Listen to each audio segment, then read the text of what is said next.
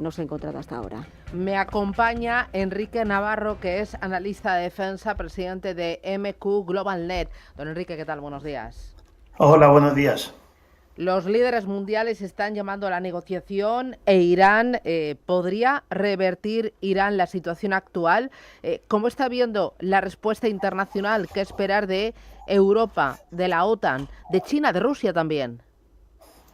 Bueno, yo creo que esto es una guerra o un ataque que llevaba descontado hace 20 años, ¿no? Yo creo que incluso el propio diseño de estas bombas se hizo precisamente para una operación de este tipo. Entonces, yo creo que era algo que era inevitable de una forma u otra, que Irán ha tratado de ocultar, pero el informe de la Organización de la Agencia Internacional de la Energía del pasado 7 de junio era devastador. Declaraba claramente que Irán estaba al borde, si no ya tenía capacidad para tener armas nucleares, y por tanto creo que esto era algo que incluso todos los países, incluido España, habían dicho claramente que Irán no podía tener armas nucleares, ¿no? Yo creo que este es el primer punto.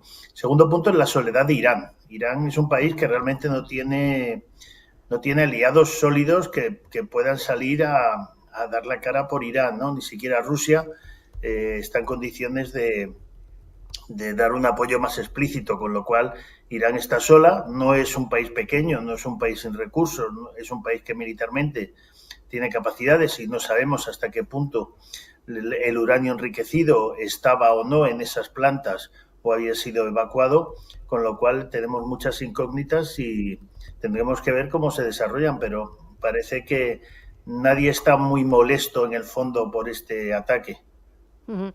Rusia, China, ahí, ¿qué pueden hacer? ¿Qué podrían hacer o decir en las próximas horas?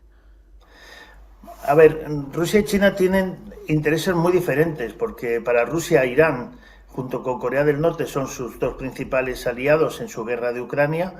Yo creo que Rusia, de alguna forma, lo que va a buscar es aparecer como ese mediador que pueda convencer a Irán de que cese las hostilidades, y China es el gran interesado en que no se bloquee el estrecho de Hormuz, ¿no? Porque es el principal afectado, con lo cual diríamos que estas dos grandes potencias que en otro contexto nos podrían hacer preocupar de que podamos elevar el conflicto, realmente ninguna de las dos tiene interés en que el conflicto se eleve, y veo a Rusia más pensando en cómo moderar las ansias o las ambiciones iraníes sin perder por ello esa alianza. Yo creo que Putin tiene sobre la mesa una carta complicada, que es cómo convencer a los iraníes de que no sigan adelante para mantener, diríamos, a Estados Unidos más afín a su política en Ucrania, y a su vez, como no, mandar un mensaje a su aliado de que lo deja solo, lo cual también sería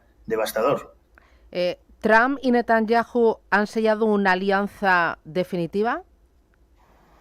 Yo creo que ya la tenían, ¿no? En el fondo, pero estas alianzas con Trump siempre son muy relativas, ¿no? Porque recordemos que Trump se reunió con el líder del Estado Islámico y actual presidente de Siria, que es un país que es atacado por Israel. Yo creo que aquí hay una confluencia de intereses que es caso por caso. En el caso de Irán es claro. Irán había dicho, aunque negaba la mayor, estaba claro que estaba en un proceso de conseguir armas nucleares, y su objetivo es dominar a Oriente Medio y acabar con el Estado de Israel. Con lo cual, Estados Unidos no le quedaba otra, porque son los únicos que tenían la capacidad para hacer esta operación, que hacerlo. Y yo creo que han contado, aunque no se diga mucho, con un gran apoyo internacional. Lo que sí que estamos viendo es que dentro de Estados Unidos Trump no ha consultado al Congreso. No sé si estará incumpliendo el presidente de Estados Unidos, el republicano, alguna ley.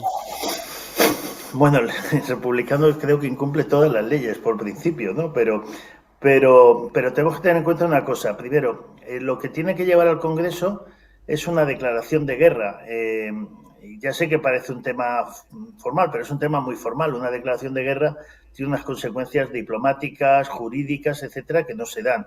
Aquí lo que, desde el punto de vista de Trump, que lo hemos visto en otras muchas ocasiones, lo que pasa es que en otras ocasiones lo hemos visto bajo estructuras bilaterales o multilaterales, como fue el caso de la guerra de Irak o otras anteriores, pero aquí está claro que se trata, eso sí, de una acción totalmente unilateral de Estados Unidos, algo parecido a lo que ocurrió en Vietnam, pero bueno, yo creo que en el fondo en Estados Unidos hay un gran conflicto porque los republicanos que odiaban a Trump están aplaudiendo porque supone volver al republicanismo tradicional, y dentro del movimiento MAGA están absortos de ver que ha tardado 4 o 6 meses en empezar su primera guerra cuando fue su principal discurso electoral, que era sacar a Estados Unidos de la guerra, ¿no? Con lo cual tiene un frente interno también interesante, Donald Trump.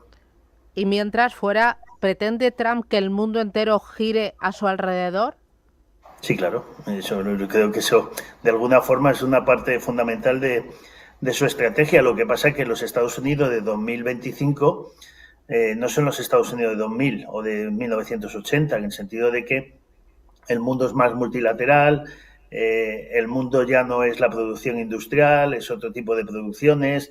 China tecnológicamente y económicamente está muy cerca de Estados Unidos, Europa sigue siendo un poder importante, con lo cual su capacidad de imponer, diríamos, principios a todo el mundo cada vez es menor, ¿no? Lo que pasa es que, como digo, aquí siempre pasa en la política internacional que hay el que tira la piedra y luego los que esconden la mano, ¿no? Y yo creo que aquí hay muchos países que se sienten muy cómodos, incluido el nuestro, con esta operación, porque imaginemos que una teocracia como Irán, que según la Agencia Estatal de la Energía, que es un organismo internacional, decía que podía tener 15 bombas atómicas en 15-20 días, pues podemos imaginar en manos de estas personas, de esta gente, esta capacidad nuclear, el efecto sobre el mundo pues sería aterrador, ¿no? Con lo cual creo que bueno, hay casos en los que hay que seguirlos y en otros en los que quizás no haya tanto acuerdo.